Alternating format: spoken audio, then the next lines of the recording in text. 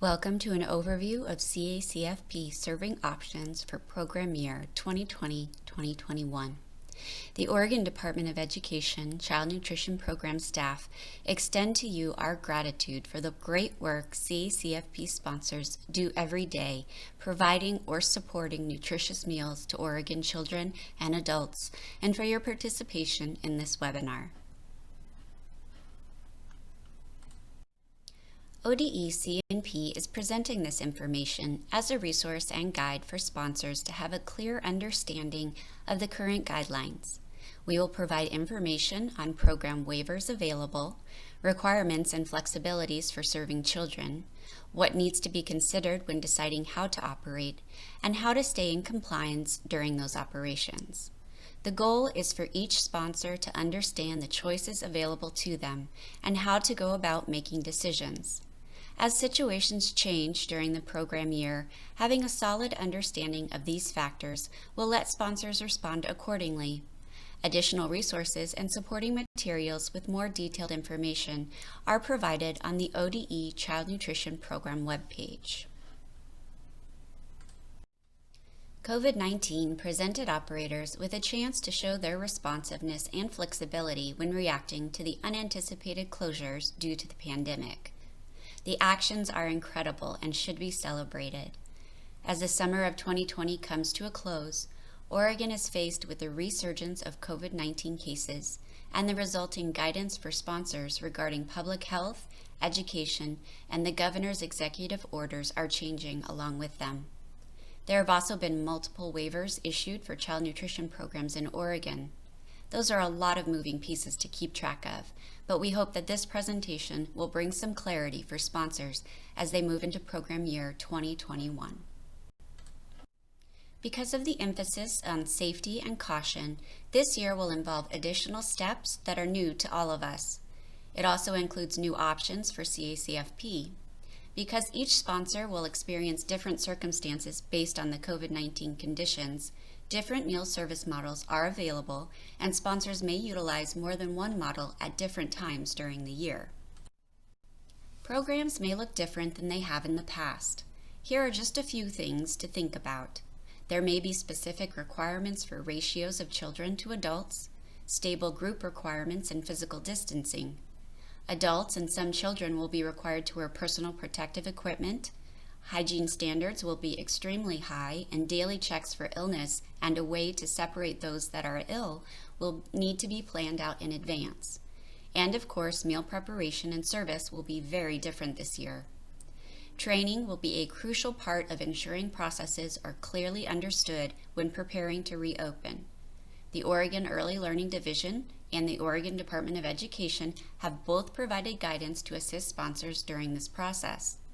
Sponsors should create written policies and procedures to meet the needs of current situations. When establishing your organization's procedures, it's important to ask questions at each step. Who is responsible?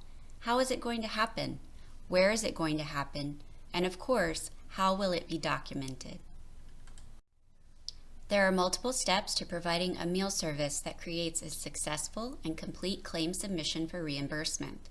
While the steps of getting to a final reimbursement claim are the same overall, the way that we may have to complete these processes and tasks may look different.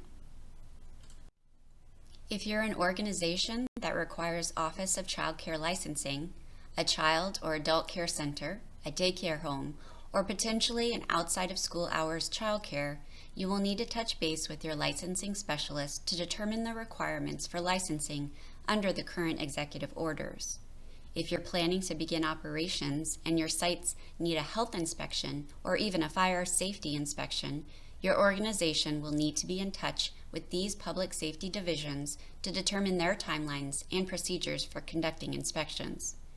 Because these areas are key to your CACFP renewal approval, you will want to start early in making these contacts for program year 2021.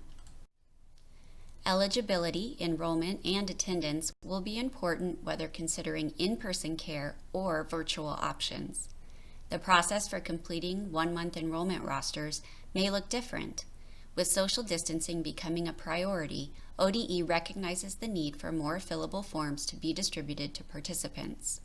The fillable CEF form is available on the ODE website under the CACFP Resources, Forms, Documents, Handbooks, and Manuals page. Sponsors will need to click on the Child Care Centers heading, and it will expand to show the resources. Sponsors will need to save the file and open it with the Adobe Reader or Acrobat Pro to use it as a fillable form. Opening it in a web browser will not show the fillable form, so please make sure you download it. These forms, once they are filled out by the family, may be printed out and maintained on file. Paper forms may also still be used to create the OMER. Parent signatures are still required on the electronic version of the child enrollment form. Please review the information regarding how parents may sign the CEF form in the August 2020 Knowing and Growing with CACFP newsletter or in the posted instructions above the CEF templates. If your program doesn't require an OMER, you may have to determine the eligibility for the sites where you'll be operating your programs. If you're an at-risk after-school sponsor, for instance, you will need to ensure that the sites that will be providing at-risk after-school meals are eligible via school-based free and reduced price meal eligibility. It's important to remember that these programs are to be provided for enrolled participants. Therefore, it's necessary to verify that the participants who receive these meals, even if they are provided non-congregately, are enrolled at sites that are eligible. Let's not forget about attendance. Attendance for meals served to children on site is required. This form was created by the Early Learning Division, and it may be used to document attendance during COVID-19. This form may be useful as it includes space for documentation of daily health checks and notation of symptoms or potential exposures. Another critical step is to create a meal counting and claiming procedure. Remember that many of the program requirements remain in full force during these times, and accuracy in meal counting and claiming needs to be maintained in all meal service models. There must be a clear point of service. For those providing grab-and-go meals, it might be at the point where the guardian or child picks up the meal. For those that are serving participants in care, it may be while participants have received a meal and are eating. If meal times are staggered, there may need to be several point of service counts by participant. The point is to remember that regardless of the method of meal service, the requirement of providing only one meal per meal type, per child, per day still remains. If your organization chooses to provide multiple days' worth of meals at one time, you will still be required to count each meal on the day for which it was intended for consumption. For instance, if you're delivering 3 days' worth of lunch meals on Monday, your records will show that you provided one lunch for Monday, one lunch for Tuesday, and one lunch for Wednesday. Your monthly menu will also need to show each day's intended menu. No matter your procedure for meal counting and claiming, it is best practice to stage a little rehearsal before truly rolling it out. This will help to identify any holes or challenges in the procedure and allow for fixes before things are set in stone. Next, of course, is meal service and food preparation. USDA has emphasized that meals served must meet all meal pattern requirements for the CACFP to the greatest extent practicable, and that menu planning must follow the CACFP age group meal patterns. What we know, however, is that shortages have and will continue to happen. In the initial months of the closures, we saw evidence of this in limits on products like milk, meat, and bread in grocery stores. We've also seen dwindling supplies of prepackaged items, which may mean that staff have to individually portion items themselves.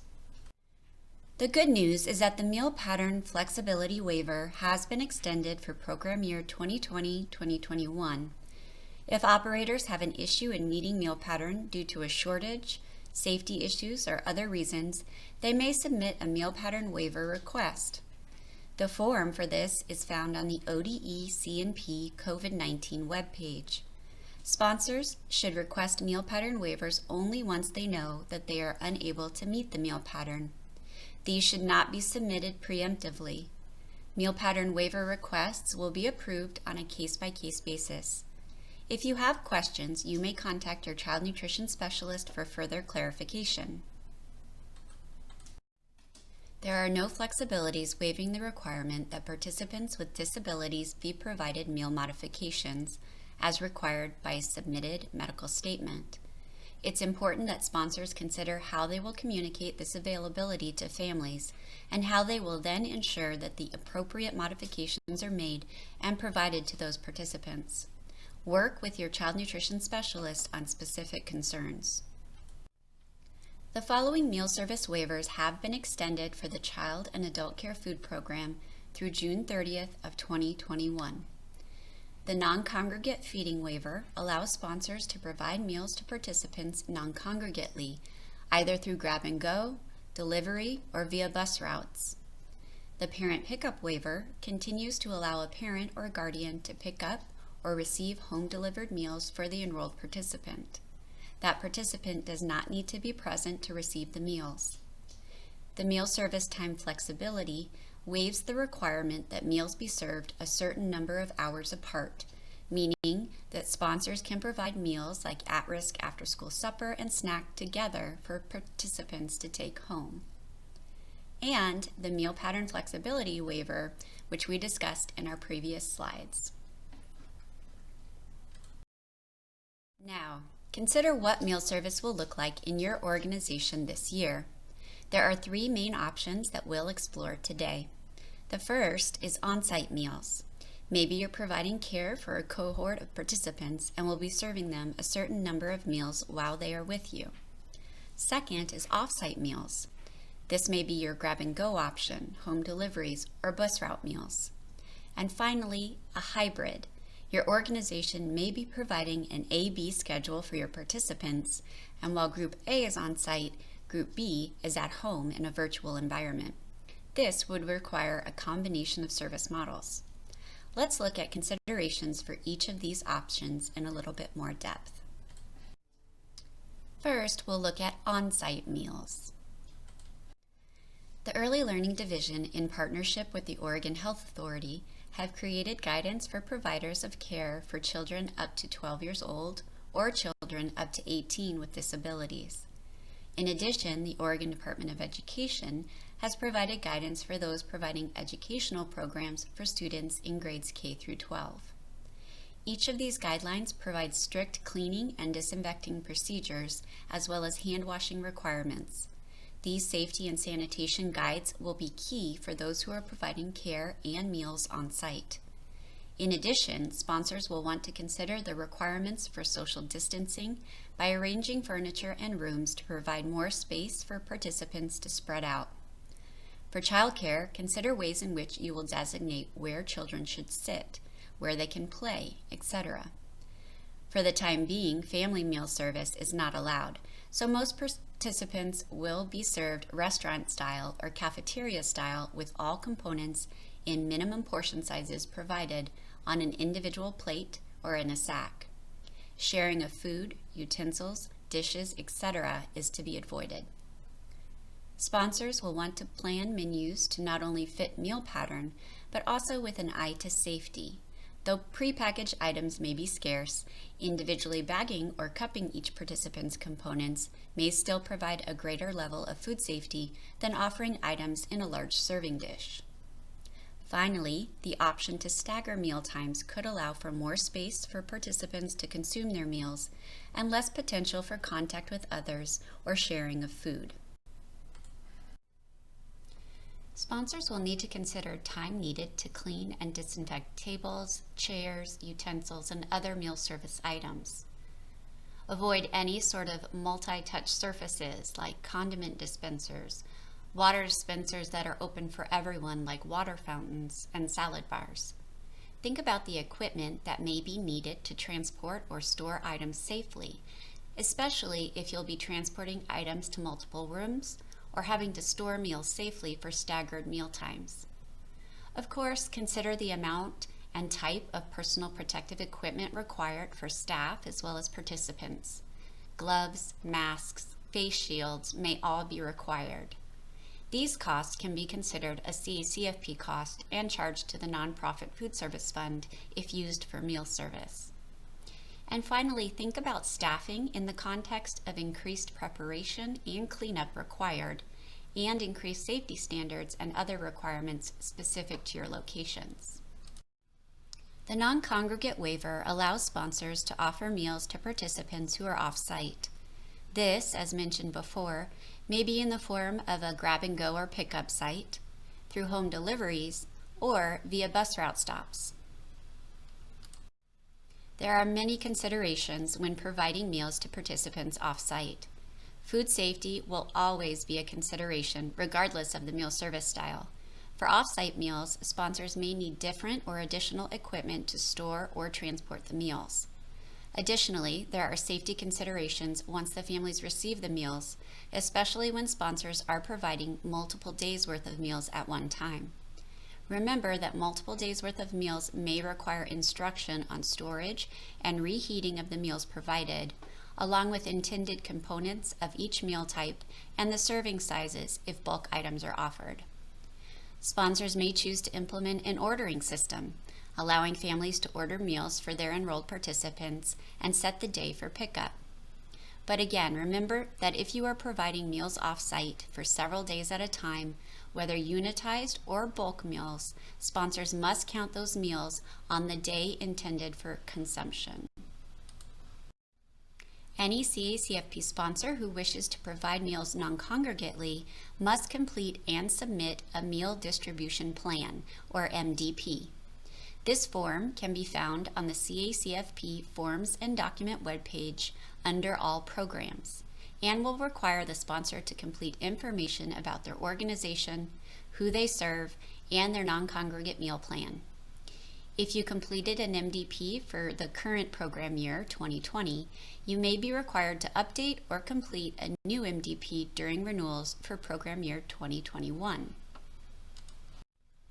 For those that will have on-site and off-site meal service options, you have an opportunity to think about all of the previous considerations that we've discussed, but there will be some additional pieces that will need some thought.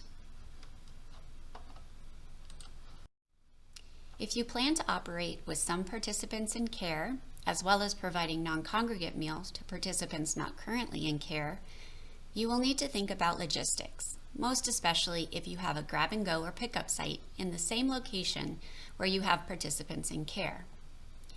Think about where and when pickup will take place. Will it overlap times when participants may be dropped off or picked up? This could create an issue with the stable groups or contact between groups. So ensuring that these two events happen at different times or from different locations will be important. Consider that you'll need different procedures for each type of meal service so that staff will know the expectations of point of service, meal counts, safety, and sanitation. Different staff may need to manage the non-congregate meal service than those that are managing the on-site service. And two or more different types of meals may need to be prepared. That doesn't mean that different components would be included, but you may need to prepare meals to be served restaurant style or in the classroom, while others may be served via the to-go containers or even in bulk. Working through all of these possible instances will help in preparation of your programs. Based on a nationwide waiver of on-site monitoring requirements for state agencies, reviews for program year 2020-2021 will be conducted as desk audits. Some of you may have received a desk audit as part of the summer food service program, but if not, a desk audit will involve the submission and review of documentation as well as interviews with key sponsor staff through virtual meeting platforms. ODE CMP is currently piloting desk review procedures, and child nutrition specialists will be in touch with those scheduled for reviews in program year 2021. The USDA also provided a nationwide waiver of the on-site requirement for sponsor monitoring visits. This waiver, however, is different than previous monitoring waivers as it maintains that sponsors must meet the remaining requirements. All CACFP sponsors, including school districts providing at-risk after-school programming, must complete the following during program year 2021. 3 monitoring reviews per program year, with 2 of those 3 reviews being unannounced, and one of those unannounced reviews including a meal observation. Additionally, no more than 6 months may elapse between monitoring reviews, and all new facilities must have at least one review within the first 4 weeks of operation. While it may sound a little daunting, the September issue of the Knowing and Growing with CACFP newsletter provides some ideas for conducting monitoring reviews via off-site or desk review. You can find the newsletter on the CACFP Memos page. Most importantly, as we move into program year 2021, sponsors will need to review their organization's information in CMP Web.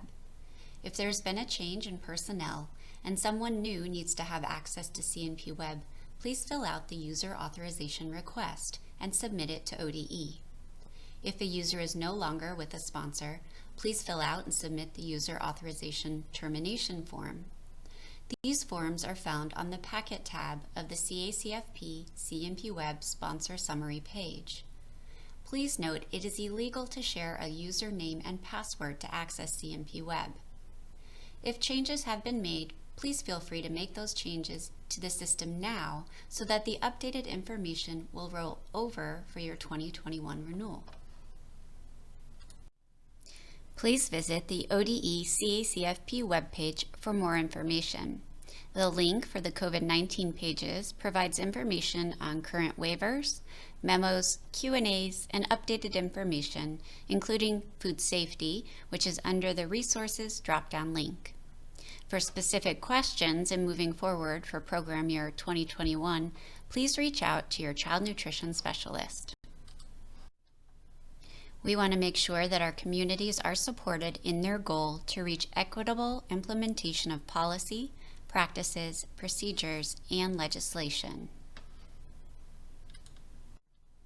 As always, ODE is committed to equity and excellence for every learner, and we know that that starts from infancy.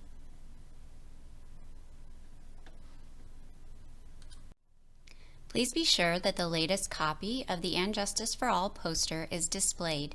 If an updated poster is required, please submit a request to your CACFP Child Nutrition Specialist.